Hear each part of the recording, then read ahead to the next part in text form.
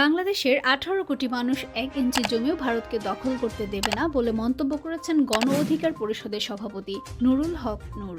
তিনি বলেন, আজকে চাঁপাইনবাবগঞ্জ সীমান্ত দিয়ে ভারতীয় বিএসএফ এর সঙ্গে গোলাগুলি হয়েছে। আমাদের বিভিন্ন সীমান্তে তারা কাঁটাতারের বেড়া দিয়ে কিছু জমি দখলের পায়তারা করছে, কারণ শেখ হাসিনা সরকার অনেক ক্ষেত্রে তাদেরকে সুযোগ করে দিয়েছিল। কিন্তু আমাদের পরিষ্কার বার্তা, আমরা বেঁচে থাকতে সেই সুযোগ তারা পাবে না।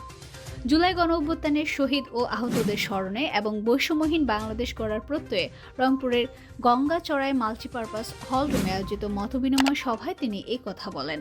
নুরুল হক নূর বলেন, ভারতীয় কর্তৃপক্ষকে বলে দিতে চাই, আপনারা শেখ হাসিনা সরকারের পতনের পর যে খেলা শুরু করেছেন সেটা বন্ধ করুন, অন্যথায় আপনাদের জন্য সেটা শুভ হবে না।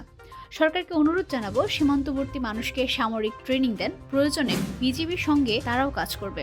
তবুও ভারতীয় আধিপত্যের বিরুদ্ধে ব্যবস্থা নিতে হবে। আমাদের দেশে একটা লাশ পড়লে ওই পারে 2টা লাশ ফেলতে হবে।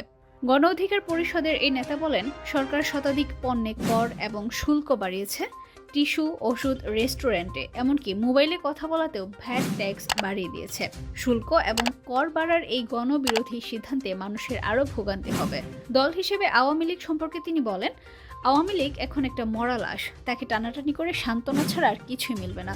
কোনোভাবেই এই আওয়ামী লীগকে আর রাজনীতি করার সুযোগ দেওয়া যাবে না, কারণ তারা আবার কোনোভাবে ফিরে এলে বিগত সময়ের চেয়েও ভয়ঙ্কর পরিস্থিতির সৃষ্টি হবে।